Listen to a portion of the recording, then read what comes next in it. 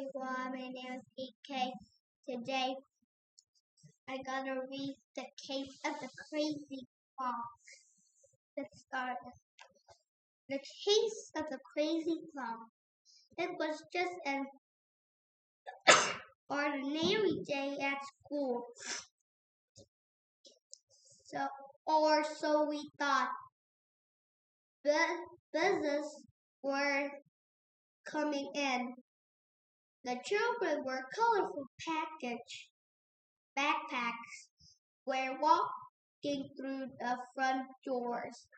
The principal was in the hallway, greeting the students with a smile. Teachers were hanging up coats and passing out morning worksheets. Everything was normal. Almost.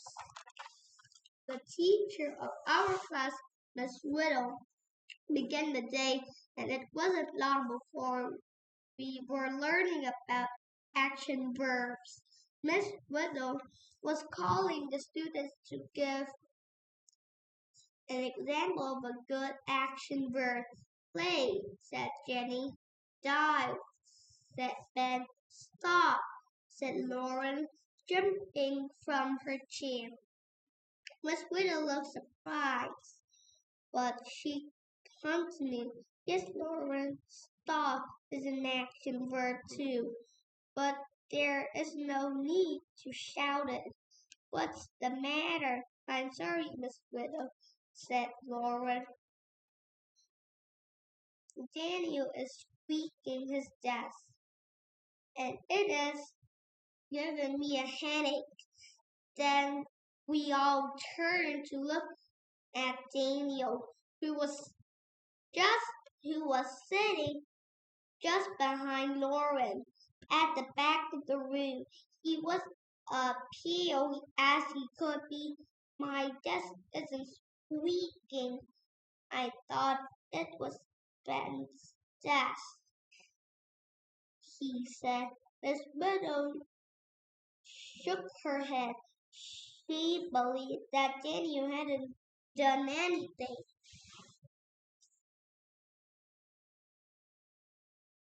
But confused look on everywhere. Students' faces told her that they were all quiet, innocent. All right, she finally said. Whoever has the squeaky desk, try to sit still. Oh, look at the clock. It didn't realize it was time for lunch already. Let's go, class. We all did just as we're told, wondering how the morning had gone by so quickly. We grabbed our lunch boxes and lunch money and hurried to the cafeteria. When we arrived, we became even more confused. There was no food on the serving line, not even an apple, and the cafeteria was empty. Mrs. Whittle scratched her head and looked around. How strange, she said, as she walked back into the kitchen to find someone. Hello, is lunch at a different time today? No, ma'am, it's at 11 o'clock. Just as usually, a cook said. Why isn't the food out? Asked Mrs. Whittle, more confused than ever. The cook gave her a strange look, said, It's only 9:45. Miss Whittle laughed and told the cook that she was very sorry. I must be getting older. I thought for sure that clock is the classroom said 11 o'clock. The cook was understanding, but we were all quite hungry and disappointed. Then we got back to the classroom. Miss Whittle looked again at the clock. 10 minutes past 11. It's 3. Well, I was right. I guess the clock is running fast today, she said. No matter, we will all go to lunch in about an hour. That hour dragged by as each of our stomachs growled. We took turns looking back at the clock. It seems like it was very moving. We thought of our homemade turkey sandwiches sitting in our lunch boxes. We thought of chips. No one really thought about the celery sticks, but they were in there too. At last the clock's minute hand ticked as it crossed over to 12. Finally, Miss Buddha said, now let's go to lunch. We snatched our lunch boxes and lunch money even faster than before. We led to the lunchroom. But once again, we stood in surprise. The kitchen workers were mopping the floors and clearing the food off the serving lines. Wait, called Mrs. Little. My class hasn't eaten yet. The cooks stopped and smiled. They began putting some foods back on the line and whipping down the table for to use. We were wondering if you were coming, said one cook. It's nearly 1 o'clock. 1 o'clock, said Miss Widow, repeated. That clock. First it was fast, and now it is slow. I'll ask the principal to send someone to fix it. We spread down our lunch just as if we were starving.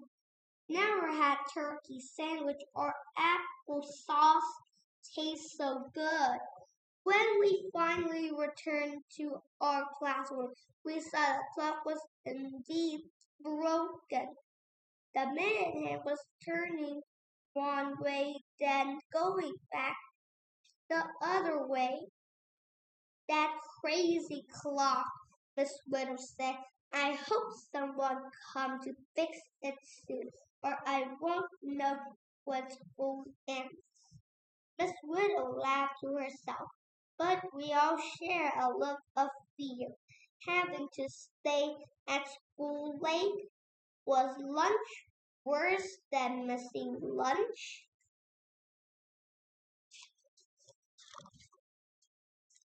The lesson continued as Miss Widow taught use the bones of the arm, the western United States, and had to spell California. Then there it was again. But this time we all heard it. Squeak, squeak, squeak. Miss Widow stopped, determined to solve the mystery, and slowly walked around the room, following the sound. When she finally made it to the last desk on the back, she stood there quietly. And wait, no one in the classroom was moving. All was still and quiet. At last the squeak came again, causing Miss Whittle's eyes to look upward toward the crazy clock. At first her eyes squinted, then they opened wide with understanding. That moment, the janitor came in the door. I'm here to take the clock. Here, he said as he trudged in the back of the room, and he set his ladder up against the wall. Please be careful, called Mrs. Ritter. You disturbed them. Daphne? The janitor blinked at Mrs. Ritter. He carefully took the clock off the wall, then turned the back of the clock. Was a hole. It was part of the clock design to have a hole there. This way the time could easily be set or changed. But it just so happened that the hole and the clock had perfectly lined up with a hole in the wall. The janitor stared at the hole in the clock until a little whiskered nose poked out of it.